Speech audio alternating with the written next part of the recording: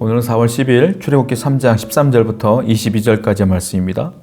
하나님께서 모세에게 이제 출애굽을 시켜라 라고 명령했을 때 모세가 주저주저합니다.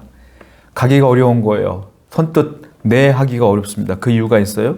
왜냐하면 자기가 이제서야 가서 하나님이 너희들을 구원할까요? 라고 말한다면 그들은 분명히 질문할 거라는 거예요. 도대체 네가 말하는 하나님이 누구냐? 그때 하나님 나는 뭐라고 말할까요? 하나님의 이름을 뭐라고 말할까요? 이렇게 묻는 거죠. 이상한 질문이에요. 13절 보니까 그렇게 말하고 있거든요.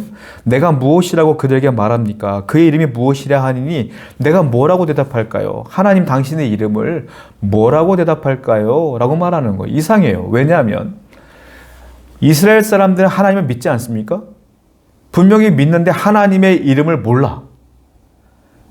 모세도 몰라. 이 무슨 이상한 사건이 벌어진 거예요. 이유가 있죠. 14절 말씀 보니까 하나님이 그에게 이름을 가르쳐 주는데 나는 스스로 있는 자라 이렇게 표현하지 않습니까? 왜 그들이 이름을 잃어버렸냐면 애굽에서 430년 동안 종생활을 했어요. 종살이를 했단 말이에요. 430년이라는 세월이 결코 짧은 세월이 아니에요. 430년이라는 세월이 흐르면서 그들은 하나님을 믿었던 신앙을 다 잃어버렸고요. 그리고 애굽의 신을 섬기는 애굽 사람들과 똑같은 삶을 산 거예요. 그러니까 애굽의 신 중에 여호와라는 이름을 가진 신이 없거든. 그들이 믿는 신이 아니거든. 그러니까 모세가 당황하는 거예요. 여러분, 우리가 일제 시대를 겪었잖아요. 그 얼마 되지 않는 50년도 채 되지 않는 그 짧은 시간 속에서도 우리나라의 것들을 많이 잃어버리지 않습니까? 430년이라는 세월 동에 이스라엘 사람들은 하나님을 잃어버린 거예요. 그래서 모세에게 하나님께서 나는 스스로 있는 자다 이렇게 표현하고 있는 겁니다. 스스로 있는 자가 뭐겠습니까? 스스로 있는 자라는 뜻은 뭐냐면 하나님 스스로 모든 것들을 주관하시며 권세가 있는 분이시며 능력이 있는 분이시다라는 뜻이거든요. 여러분, 신앙의 회복은 뭐냐면 이와 같이 430년 동안 하나님을 잃어버렸지만 가장 중요한 질문이 필요한 거예요. 하나님은 누구신가? 이걸 아는 것으로부터 신앙생활의 회복이 시작된다. 여러분들의 하나님은 누구십니까? 여러분의 하나님은 어떤 분이십니까? 여러분들은 하나님을 잘 아시고 계십니까? 내 하나님이 어떤 분인가를 모르면 내 신앙은 회복을 이룰 수가 없어요.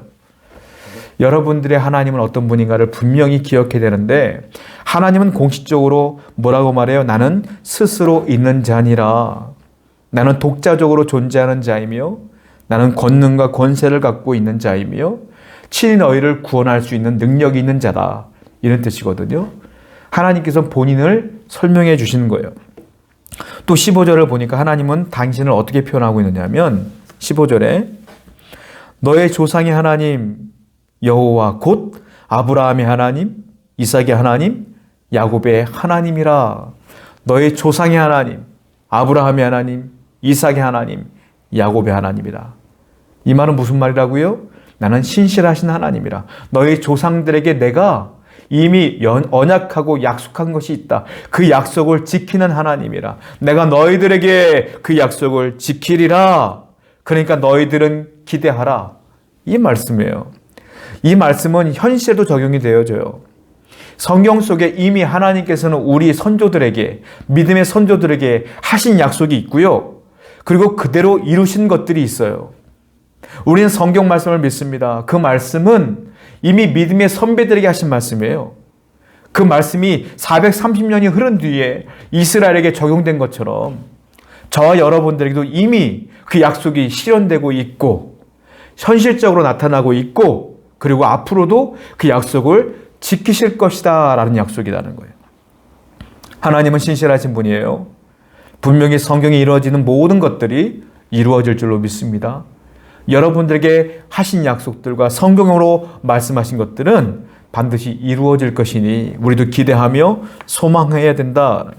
그리고 19절과 20절을 보면 하나님이 모세를 보내지만 모세에게 앞으로 너는 가자마자 그들을 구원할 거야. 아주 그냥 부드럽게, 자연스럽게, 아무 일도 없이 너희들은 자연스럽게 탈출할 거야 라고 말한 적이 없어요. 뭐라고 말합니까? 고난이 없을 거야 라고 말한 적 없어요. 고난을 이기게 해줄게 그랬지. 고난이 없지 않아요. 19절과 20절을 보면 뭐라고 써 있습니까? 자, 19절에 강한 손으로 치기 전에는, 내가 강한 손으로 치기 전에는 애굽 왕이 너희가 가도록 허락하지 않을 거야. 하나님이 모세를 보냈음에도 불구하고 애굽 왕이 허락하지 않는다. 고난이 있다는 거죠. 반대가 있다는 거죠. 또 20절에 뭐라고 썼습니까? 내가 내 손을 들어 애굽 중에 여러 가지 이적으로 그날을 친 후에야 그가 너희를 보내리라. 몇 번이요? 여러 번.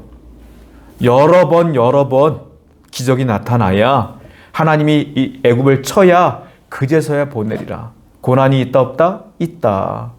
어려움이 있다 없다? 있다.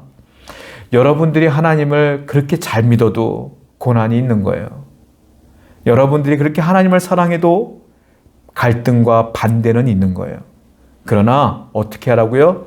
그러니까 하나님이 그 모든 일들을 끝낼 때까지 어떻게 하라고요? 모세 너는 참고 소망하며 기대하며 인내하며 나를 바라보라 이 말이에요.